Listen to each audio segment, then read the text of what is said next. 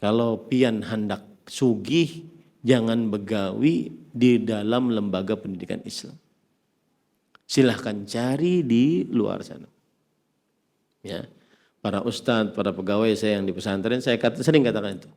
Kalau pian mencari itu di sini, salah masuk. Pian. Salah masuk. Cari itu di tambang, yang kalau kerja 2 pekan kemudian balik lagi 2 bulan kemudian liburnya 2 pekan, nah itu cari. Dapat gaji banyak. Nah, adapun yang kalau seandainya yang ditanya adalah bukan lembaga pendidikan Islam, maka bisa secara profesional ditanyakan apakah ada kompensasinya kami terlambat. Tapi kalau lembaga pendidikan Islam, maka berelaan lebih afdal. Karena yang kita tuju di sini bukan dunia, tetapi ridha Allah SWT. Saya sering mengatakan, ini lembaga-lembaga pendidikan Islam yang di awal-awal kita rintis ini, akhirnya ada TK, ada SD. Saya berdoa juga Imam Syafi'i ini ada Yayasan Al-Um Banjarmasin, ada SMP nantinya, ya, agar semuanya bisa berkontribusi. Karena sebagian orang tua kadang-kadang ada yang tidak maunya anaknya nyantri, hanya sekedar full days belajar Islam, full days gitu, kemudian pulang ke rumah dengan berbagai macam alasan. Maka mudah-mudahan bisa ada SMP-nya, ada SMA-nya.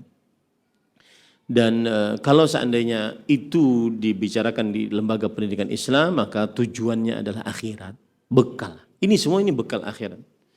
Ustadz kita, Ustadz Abu Kanzu Khairullah Hafizahullah Ta'ala, beliau sering mengatakan bekal, tinggalkan bekas kebaikan. Tinggalkan bekas kebaikan di dunia. Dan ini termasuk bekas-bekas kebaikan beliau-beliau. Pak Abdurrahman Idris Hafizahullah, Ayahanda Haji Hamsan, dan kita semua menunggu waktu itu. Enggak tahu kapan. Maka tinggalkan bekas-bekas kita di akhirat. Ya. Dan kita harus paham betul bahwa ada berkah di dalam hidup itu. Saya sering mengatakan itu, kalau pembicaraan seperti ini dalam lembaga pendidikan Islam, maka itu tidak layak. Lebih baik berelaan, bahasa Banjarnya. Lebih baik kita saling rela satu genangan. Yang terlambat, mungkin sudah waktu pulang tetapi masih ada rapat. Saya sering mengatakan dedikasi adalah bekerja di luar waktu kewajiban. Dan itu harus ada di dalam lembaga pendidikan Islam. Yang terjadi sekarang, mohon maaf, adalah semuanya harus ada hitungan. Bikin soal dihitung.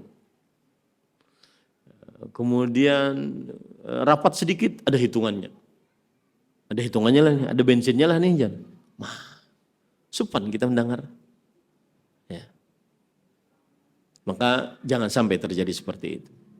Terutama di sekolah-sekolah yang dirintis oleh kawan-kawan sunnah ini, jangan sampai. Karena insya Allah ta'ala, insya Allah. Ada orang pernah maju ke saya, Ustadz, apa hukumnya saya bikin sekolahan untuk dunia?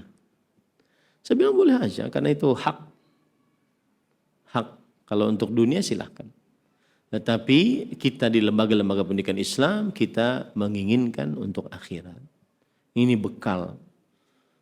Kita nggak tahu, bahkan saya pernah baca perkataan para ulama, bahwa sedekah di lembaga pendidikan itu lebih afdal. Karena di lembaga pendidikan itu menghasilkan ribuan amal saleh.